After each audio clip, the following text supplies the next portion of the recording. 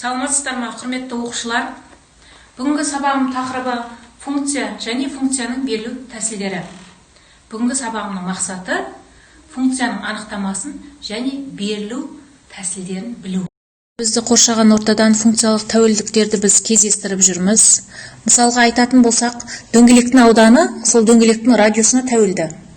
Ал алгебра курсында оқып жүрген тригонометриялық функциялардағы косинус x, яғни бұл жерде x-тің мәні x бұрыштың мәніне тәуелді екен.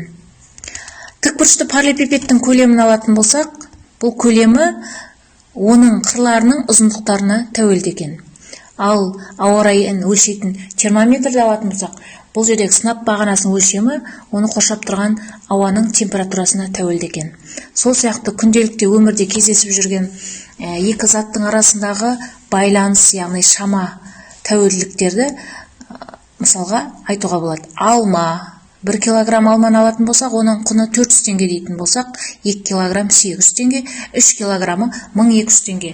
Бұл жерде не байқап тұрмыз? Екі шаманың арасындағы, яғни салмақ пен құнның арасындағы функционалды тәуелдіктерді байқап тұрмыз. Функция ұғымын былай түсінеміз. X жиынынан алынған X элементтің әрбір мәніне Y жиынынан алынған Y элементтің тек қана бір мәні сәйкес келетін заңдылықты функция деп атаймыз. Функция латын әріптермен белгілеу қабылданған. Y тең fx функциясы жалпы түрде осылай жазылады.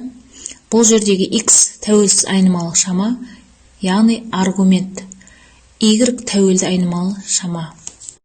Алдарыңыздағы суретте x және y жиындары көрсетілген. X жиыннан алынған -2, 2, 3, 4 деген элементтеріне сәйкес y жиыннан 4, 9, 16 деген мәндер сәйкес келіп тұр.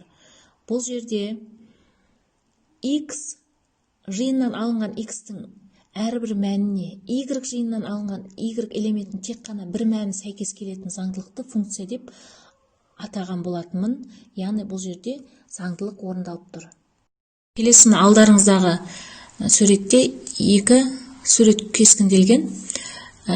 Бірінші сурет бойынша айтатын болсақ, А жиыны және Б жиыны. А жиынын анасы деп алайын, Б жиын баласы деп алайын. Б жиындағы әрбір нүктеге А жиындағы бір ғана нүкте сәйкес келіп тұр. Яғни бір балаға бір анадан келіп тұр деген сөз. Бұл функция бола алады. Ал екінші суретке қарайтын болсам, бір балаға екі анадан келіп тұр. Бұл жерде бір балаға екі анадан келу мүмкін емес қой. Бір анаға екі баладан келу мүмкін. Бұл жерде сонда функция орындалмай тұр. Яғни қайшы келеді. Мына берілген графиктердің барлығы функцияның графигі бола алады. Себебі x-тің әрбір мәніне y-тің тек қана бір ғана мәні сәйкес келіп тұр. Ендеше бұл заңдылық орындалып тұр, функция бола алады. Алдарыңыздағы мына суретте функцияның графиктері бола ала ма деген сұраққа жауап берейін. Бұл жерде шеңбер функцияның графигіне жатпайды. Себебі x-тің бір мәніне y осінен екі мән сәйкес келіп тұр. Бұл функцияның графигі бола алмайды. Ал егер жарты шеңбер болатын болса, онда функцияның графигі бола алады. Екінші суретте де x-тің бір мәніне y осінен екі мән сәйкес келіп тұр. Бұл да функцияның графигіне жатпайды. Үшінші суретте де дәл осындай қайталанып тұр. Яғни функцияның графигі бола алмайды үшеуі де. Жалпы түрде y тең fx функциясына мысал алатын болсақ, y тең 3x минус 5. Бұл жердегі x аргумент, y функция. X аргументке кез келген мәнді қою арқылы функцияның мәнін табуға болады екен. Функция графиктік тәсілмен де беріледі. Функцияның графигі деп жазықтықтағы координаттары x және y болатын нүктелердің жиыны. Яғни аргументтің қабылдайтын барлық мәндеріне сәйкес функцияның барлық мәндерін кескіндейтін нүктелердің геометриялық орны. Мына суретте көріп отқандарыңыздай, А нүктесінің координатасы x1 және y1 деп кескінделген. Мынау екінші суретте жалпы функцияның y тең fx функциясының графигі көрсетілген. Жалпы функцияның берілу тәсілдері төртке бөлінеді. Бірінші аналитикалық түрде, екінші графиктік түрде, үшінші кестемен, төртінші сөзбен беріледі екен. Бірінші кестенің алғашқы бағанда y тең 3x плюс 1 деген функцияны мысалға алайын. Бұл функцияны аналитикалық, яғни формуламен беріліп тұр. Бұны кестемен беру үшін мен кестені сызып, сол кестеге аргументтің мәндерін беру арқылы функцияның мәндерін таптым. Яғни -2, 0, 2 деген сандарды есептеп, -5, 1, 7 деген функцияның мәндерін табуға болады екен. Сол арқылы енді мен Декарттық координаталар жүйесіне графигін саламын. Осы графикті салған кезде менде бірінші және үшінші ширекте орналасқан түзу пайда болды. Бұл функцияны тағы да сөзбен қалай айтуға болады? Тәуелді айнымалы, яғни y-тің тәуелсіз айнымалының үш еселенген мәнінен бірге артық екенін көруге болады. Сол сияқты сөзбен де басқа да функцияларды осылай сөзбен айтуға болады екен. Және осы әдістерді, тәсілдерді пайдаланып есептерімізді әрі қарай шығара аламыз. Бүгінгі сабағымда мынандай есептер арқылы пысықтайын. X-тің қандай мәнде функцияның мәні 0-ге тең болады?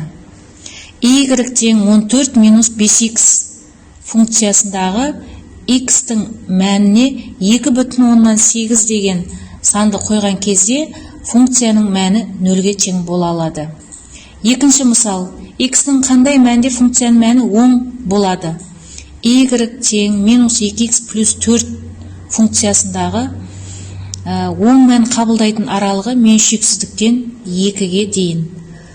Ал үшінші мысалда x-тің қандай мәнде функцияның мәні теріс болады?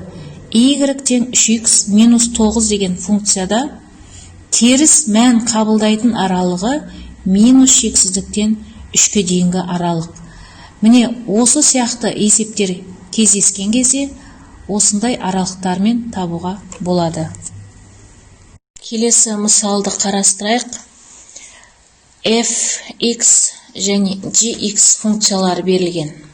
Осы функциялардың f 1 нүктесіндегі және g 3 нүктесіндегі функциялардың қосындысының мәнін есептеуіміз керек.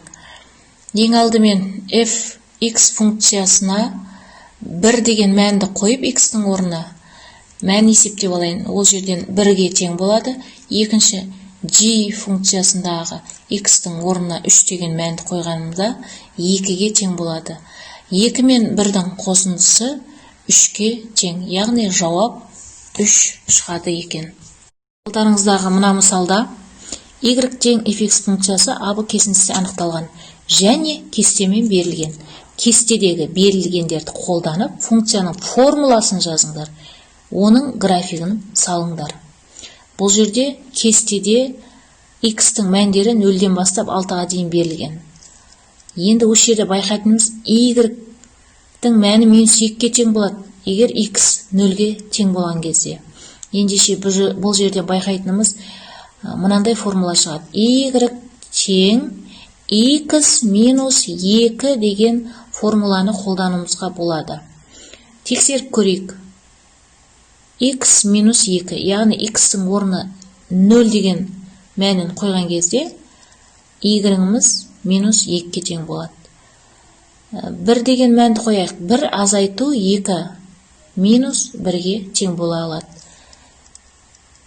2 минус 2 y-іміз 0-ді қабылдайды екен. Ендеше осылай әрі қарай мәндерін қойған кезде мына кестені қанағаттандырады. Ендеше y тең x минус 2 деген формуланы қолдануымызға болады. Оның графигін салуды енді өздеріңізге қалдырамын. Құрметті оқушылар, осымен бүгінгі сабағым аяқталды. Рахмет, сау болыңыздар.